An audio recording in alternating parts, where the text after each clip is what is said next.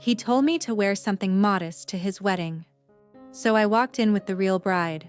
My name is Elena Martinez, and I'm 26 years old. I always thought love was supposed to be unconditional, but nothing prepared me for the text message that would change everything. Elena, please wear something modest to the wedding, nothing too flashy. We want to keep things classy. Daniel Clark, my boyfriend of 3 years, was getting married. Not to me, to someone else. And he had the audacity to invite me to watch. If you're watching this, drop a comment letting me know where you're viewing from. Hit that like and subscribe button if you've ever been betrayed by someone you trusted completely. Trust me, this revenge story will make you believe in karma again. It all started 6 months ago when Daniel dropped the bombshell that shattered my world.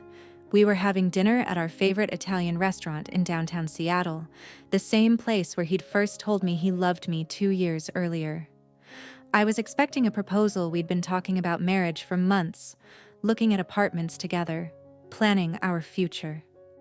Instead, he ordered the most expensive bottle of wine on the menu and delivered the news that would destroy everything I thought I knew about my life. Elena, there's something I need to tell you, he began, his voice uncharacteristically formal. My parents have arranged a marriage for me. I laughed at first, thinking it was some kind of joke. Daniel was a successful tech entrepreneur, American-born despite his traditional Chinese parents. The idea of an arranged marriage seemed absurd in 2024. That's funny, Daniel. Now what did you really want to talk about? His expression remained serious. I'm not joking, Elena. Her name is Lily Zhang. She's from a prominent family in Hong Kong. Our families have been discussing this arrangement for over a year. The wine glass slipped from my hand, shattering against the marble floor. Other diners turned to stare, but I barely noticed. A year? You've known about this for a year? I thought I could get out of it, he said quietly, avoiding my eyes. I thought if I proved myself successful enough, if I built my company bigger, they'd respect my choices. But the merger with Zhang Industries depends on this marriage. My family's entire financial future is tied to it. I stared at him in disbelief. What about our future, Daniel? What about everything we've planned together? Elena, you have to understand. This isn't just about me. My parents immigrated here with nothing. My father worked 18-hour days to build his business. My mother cleaned offices at night to pay for my education.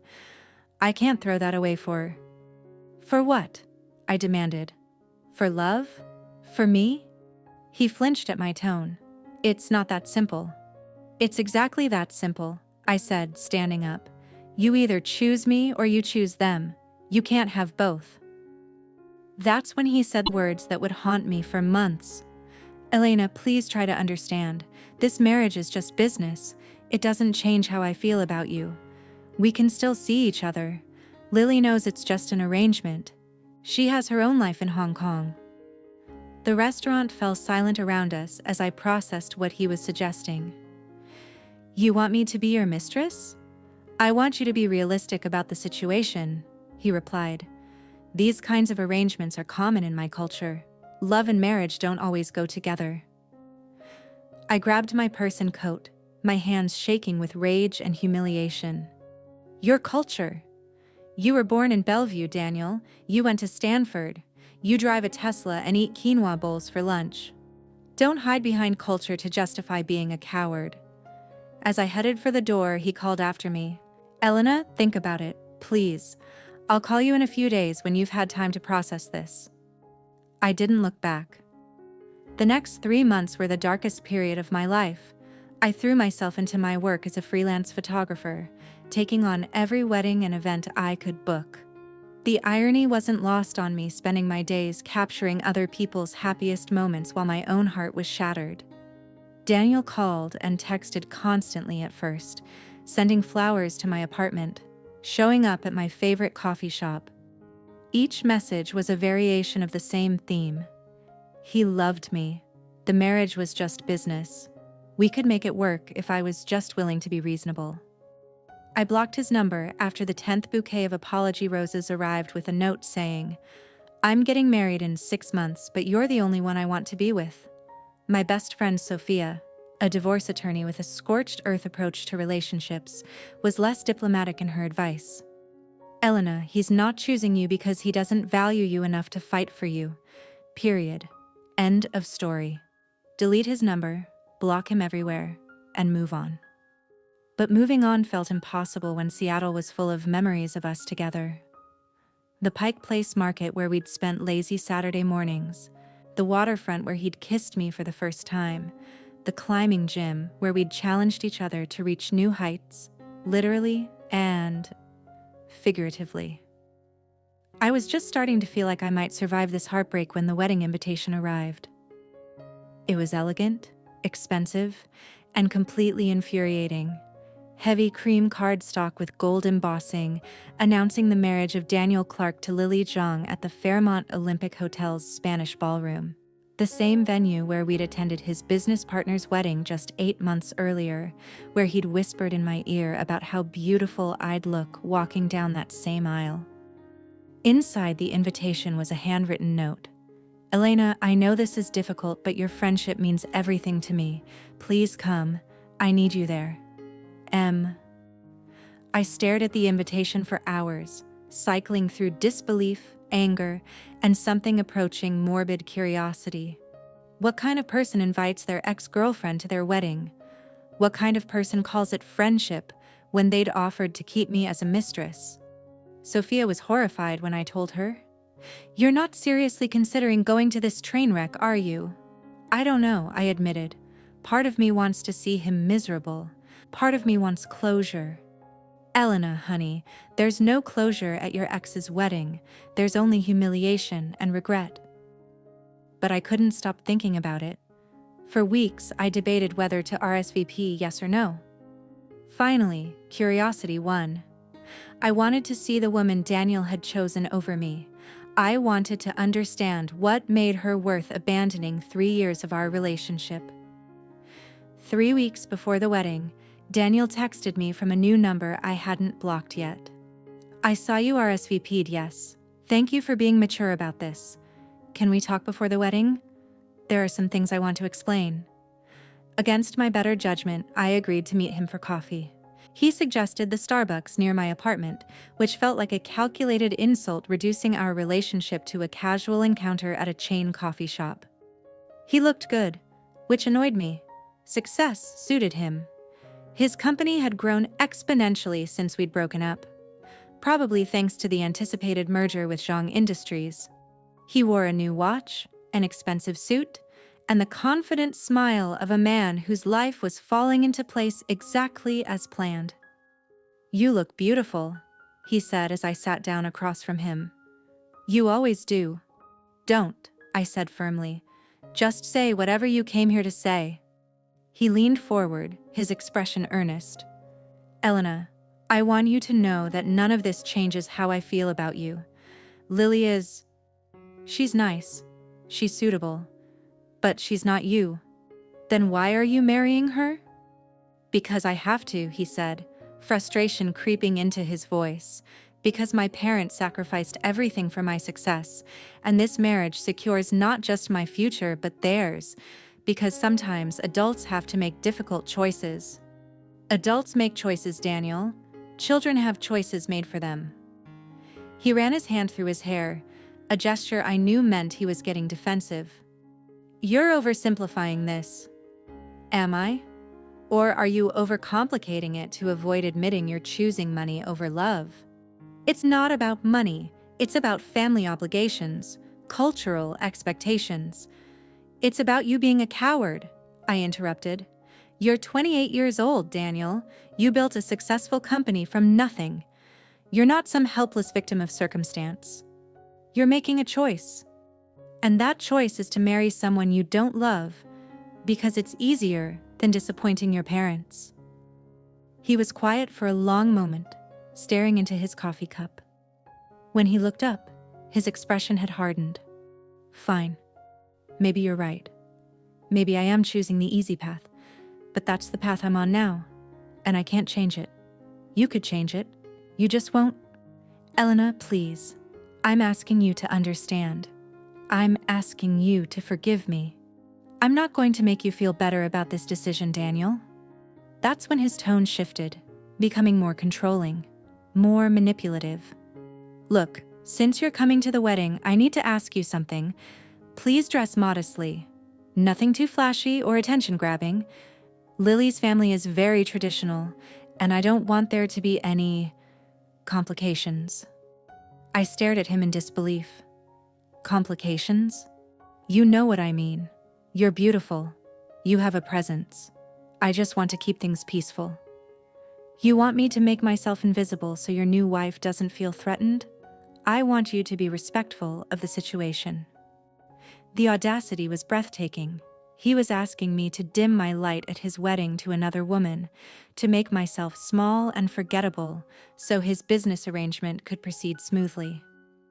Of course, I said sweetly. I'll be very modest, very respectful. He looked relieved. Thank you, Elena. I knew you'd understand. I smiled and stood up. I should go. I have a lot to prepare for. As I walked away, I heard him call after me. Elena, we're good, right? I didn't turn around. We're perfect, Daniel. But we weren't perfect. We were about to be catastrophic.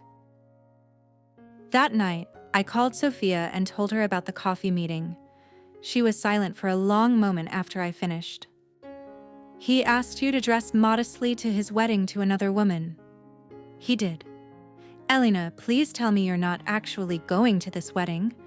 Oh, I'm going, I said. But not the way he expects. What do you mean?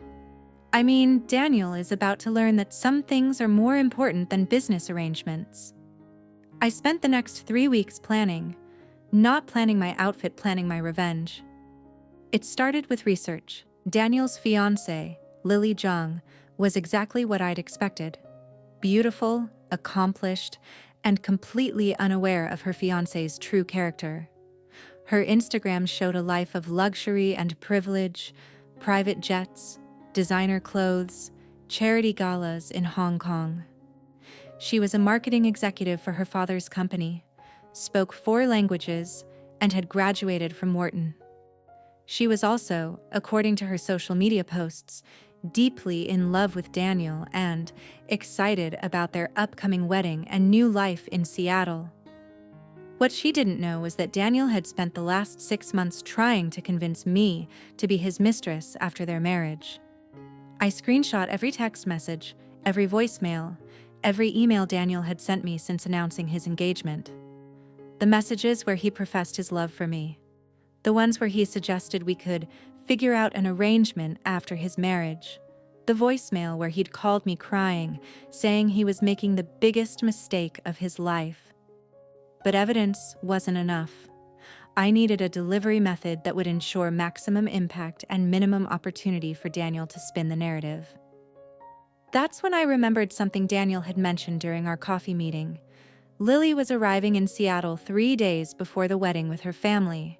They were staying at the Fairmont Olympic Hotel, the same venue as the wedding. I booked a room at the same hotel. The night before the wedding, I put my plan into action. I'd learned from Lily's Instagram that she was having a small bachelorette dinner with her bridesmaids at the hotel's restaurant. I made a reservation for the same time, requesting a table with a clear view of theirs. Lily was even more beautiful in person than in her photos. She wore a simple but elegant black dress, her long dark hair styled in perfect waves. She was laughing with her friends, raising a glass of champagne in a toast, glowing with the happiness of a woman about to marry the love of her life. I felt a pang of sympathy for her. She had no idea what kind of man she was marrying. After dinner, I followed her group to the hotel bar. They were celebrating, taking photos, talking excitedly about the next day's ceremony. I waited until Lily went to the restroom alone, then approached her at the sink. "Lily?" I said softly. She turned, smiling politely. "Yes? My name is Elena Martinez. I think we need to talk." Her smile faltered slightly. I'm sorry, do we know each other? Not exactly, but we have someone in common, Daniel.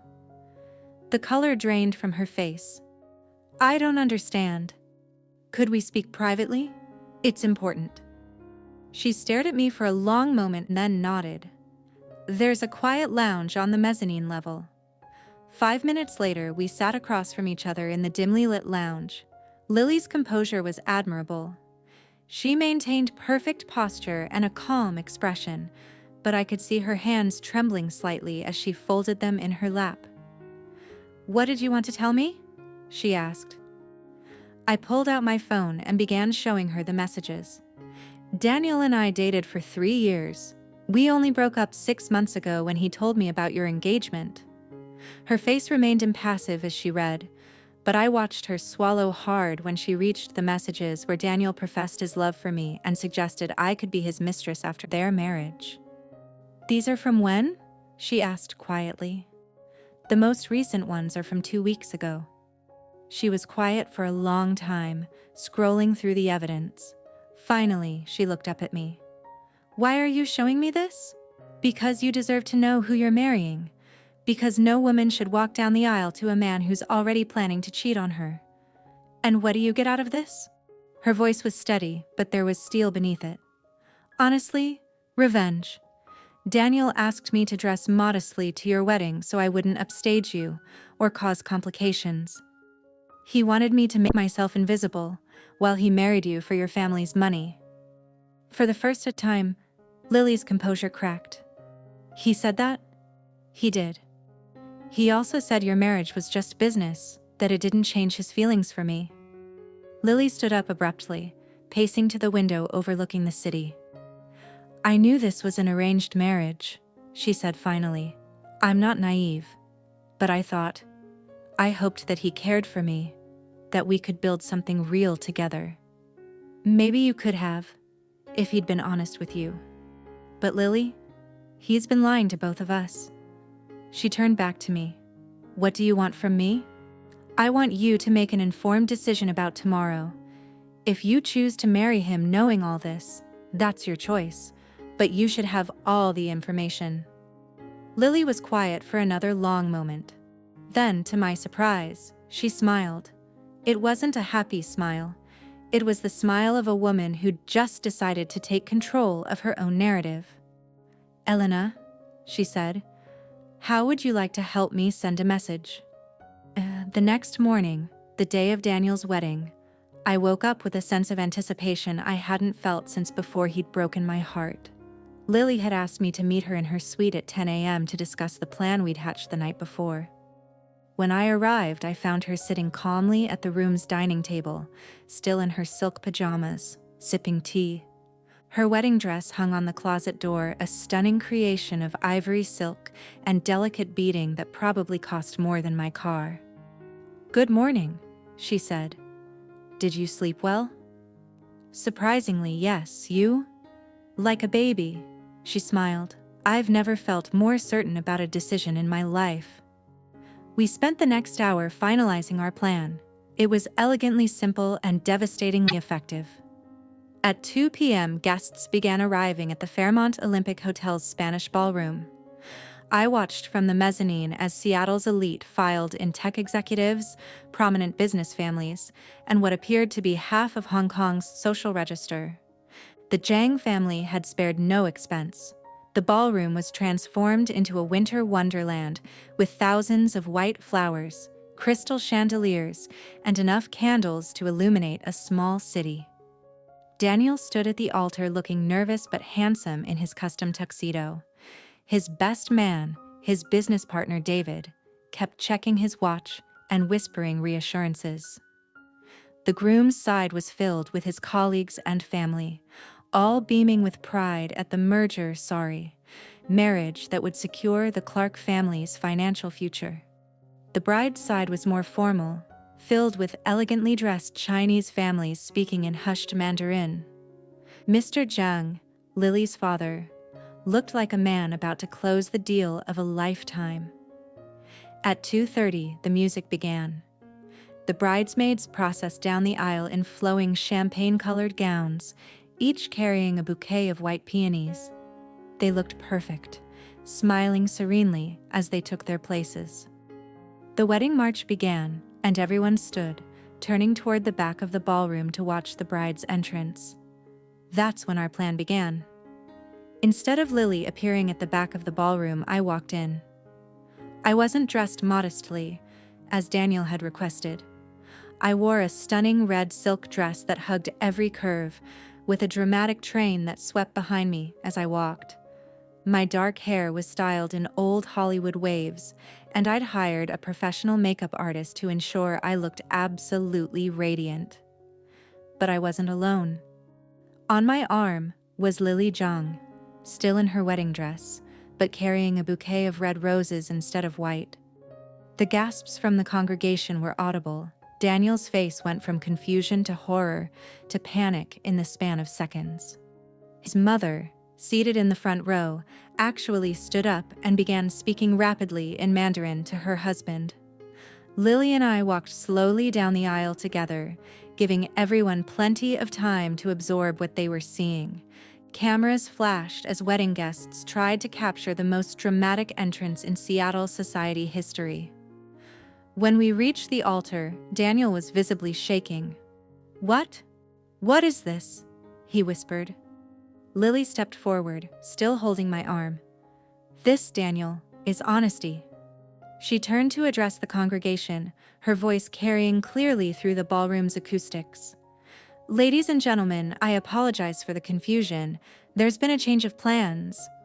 She nodded to the wedding coordinator who, after a moment of hesitation, handed her the microphone. "My name is Lily Zhang, and I was supposed to marry Daniel Clark today. However, I've recently learned some information that's changed my perspective on this union." Daniel grabbed her arm. "Lily, please, let's discuss this privately." She pulled away from him. "We had our chance to discuss things privately, Daniel. Last night when Elena showed me the messages you've been sending her for the past 6 months." The ballroom erupted in whispers. Mrs. Clark was now openly crying, while Mr. Zhang's face had turned an alarming shade of red. Lily continued, her voice steady and strong. "Messages where you professed your love for her. Messages where you suggested she could be your mistress after our marriage. Messages where you called our engagement a business arrangement that didn't change your feelings for her." She gestured to me. "This is Elena Martinez, Daniel's girlfriend of 3 years. The woman he chose to stay with while planning to marry me for my family's money." Daniel tried to interrupt, but Lily held up her hand. "I'm not finished." She reached into her bouquet and pulled out a folder. "These are copies of every text message, every email, every voicemail Daniel sent to Elena since our engagement was announced. They're also being sent to everyone in this room via email as we speak." That's when phones throughout the ballroom began chiming with notifications. "You see," Lily continued, "Daniel asked Elena to dress modestly to our wedding so she wouldn't cause complications. He wanted her to make herself invisible while he married me for my family's connections." She looked directly at Daniel, who was now pale and speechless. "But some women refuse to be invisible. Some women refuse to be used." She turned back to the congregation. "I'm sorry you all traveled so far for a wedding that isn't happening, but I couldn't, in good conscience, marry a man who's been lying to both of us." Mr. Zhang rose from his seat, his face thunderous.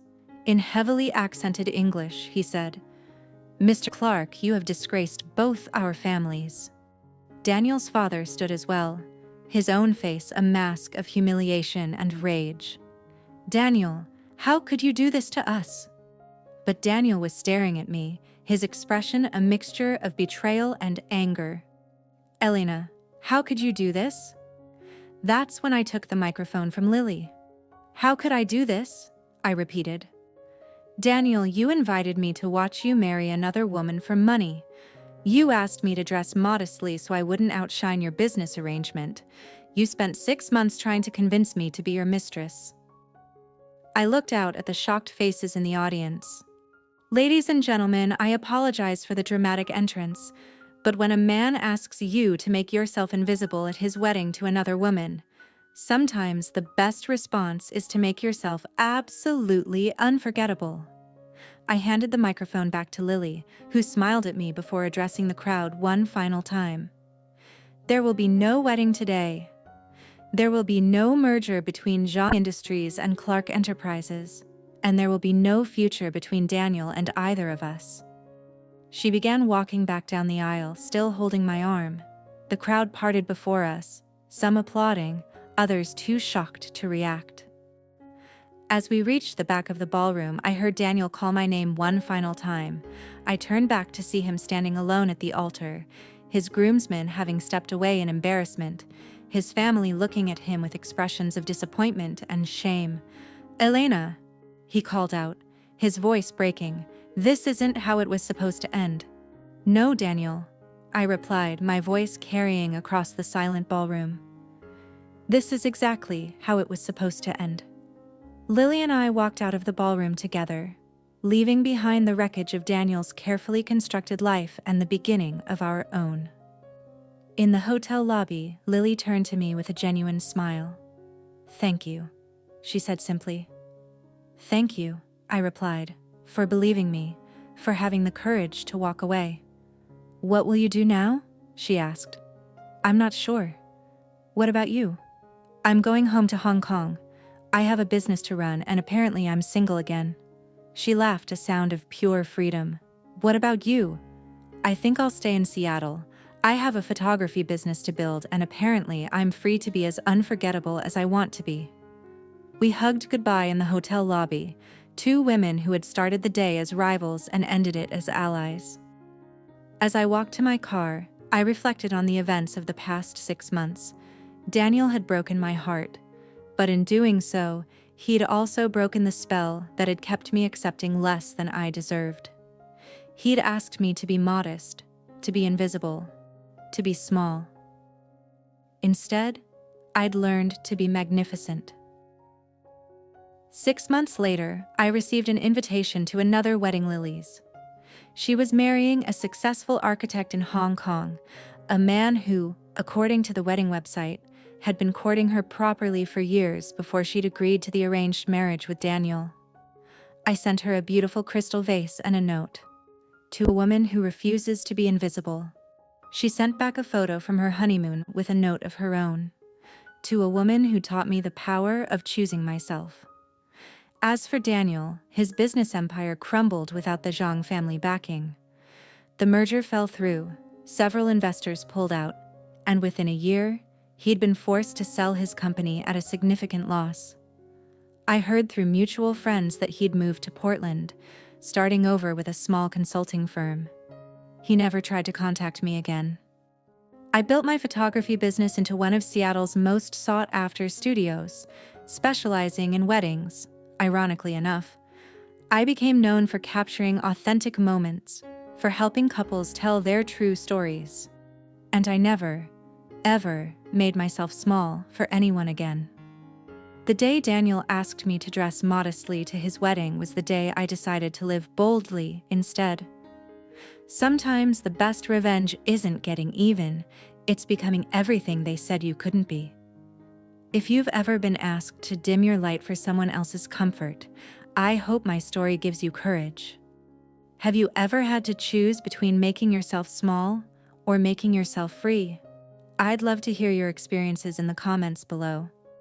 And if this story resonated with you, please hit that like button, subscribe for more true life stories, and share with someone who might need to know that they deserve to be chosen first, not hidden away. Remember, sometimes the most powerful thing you can do is refuse to be invisible. Thank you for listening, and may you never let anyone convince you to be less than magnificent.